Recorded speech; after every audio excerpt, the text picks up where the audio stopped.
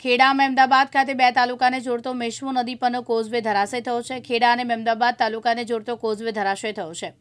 ખેડાના સામદરા અને મહેમદાબાદના સાદરાને જોડતો આ કોઝવે ધરાશય થયો છે। 3 તાલુકાના 40 થી 45 ગામને જોડતો આ કોઝવે છે। કોઝવે ધરાશય થતાં આસપાસના ગામોમાં હજારો લોકોને હાલાકી પડી રહી છે।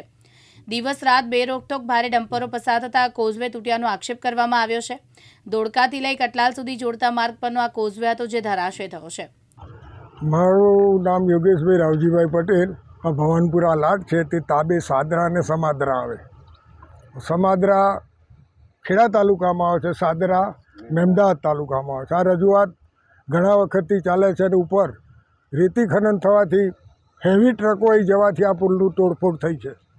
ગયા વખતે પણ 11 મહિના પહેલાં પવાયા સાહેબ હતા, એમને રજૂઆત કરી। ત્યાર પછી સોનીભાઈ આવી અને રોયલ્ટી ઇન્સ્પેક્ટર હતા, આવીને પંચક્યાસ કરી ગયા છે, એની નકલ આજ સુધી આલી નથી। ત્યાર પછીથી ચંદ્રેશભાઈ કરીને રોયલ્ટી ઇન્સ્પેક્ટર આવ્યા, એમની પણ મેં ઘણી વખત રજૂઆત કરી છે। મેં પીએફ બોલ્યું, એ બધું ખોલ્યું નથી।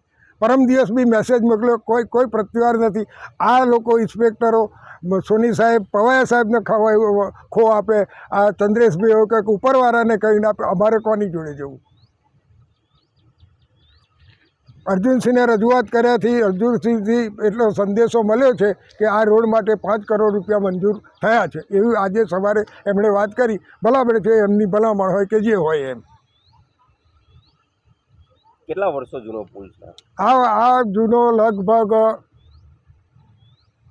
95-96 ની અંદર આ થયેલો। ત્યાર પછીથી 5 થી 7 વખત રિપેરિંગ થયો છે।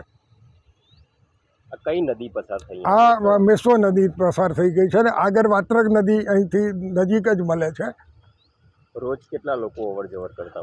રોજ લગભગ 500 વાહનો તો અવર જવર ખરી જ। અને નોકરિયાતો બધા આવે। હા, અરે આ ભાઈ પૂછે કે અહીંથી બધા નોકરિયાતો આવે જાય છે। આજે 1 અઠવાડિયાથી બધાનું બધું બંધ છે 10 દિવસથી। તંત્રને આ બાબતે કોઈ રજૂઆત કરવામાં આવી હતી? તંત્રમાં રજૂઆત કરી, એમાં તો કહું છું કે અર્જુનસિંહે કહ્યું કે આપણે પુલના પૈસા લગભગ મંજૂર થઈ ગયું છે, એમને આજે સવારે ટેલિફોનિક વાતચીત થઈ। અત્યારે કઈ પ્રકારની પરિસ્થિતિ? અત્યારની પરિસ્થિતિ તો તમે જુઓ છો કઈ પોઝિશન છે, કોઈ અવર જવર કરી શકે એવું નહીં। હમણે ગાય ગઈ કઈ રીતની કાઢી એ જોયું હશે તમે। અને કદાચ થોડું વધારે ઉપર રહીને પાણી આવે તો આ કોક જાય, જતો આવતો જ કોઈને એક્સિડન્ટ થશે કે કોઈ મોત થશે, એનું જવાબદાર કોણ છે? પ્રતાપભાઈ રત્નાભાઈ સોડા, સાદરા। અને શું ઘટના બની? આ 500 માણસ છે ને આવન જાય નોકરીવાળા, એ બધા ઘેર બેસી રહ્યા, બરાબર। અત્યારે એમને જાય તો આવે, જવાય નહીં ને અવાય નહીં।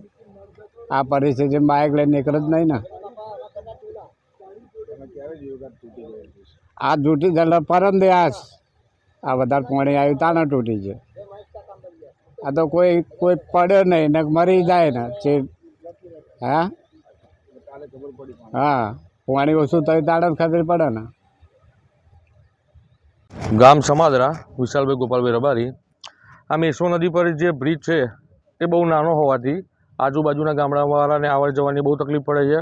પ્લસ અમારા ગામનો સીમાડો નદીની પેલી બાજુ આવે છે, એટલે આવવા જવામાં ભેંસો અને માણસોને બહુ તકલીફ પડે છે। જ્યારે નદીમાં પાણી આવે ત્યારે ઘણીવાર નદીમાં પાણી આવવાથી ભેંસોનું પણ મૃત્યુ થાય છે। અને આવતા વર્ષે મારી ખુદની 2 ભેંસો મરી ગઈ હતી, ત્યારે અમે સરકારમાં રજૂઆત કરી તો સરકારે એવું કીધું કે પાણીનું આગળથી આવ્યું છે, વરસાદ અહીંયા નથી પડ્યો, આગળ વરસાદ પડવાથી પાણી આવ્યું તો અમે કઈ જવાબદારી લઈએ નહીં।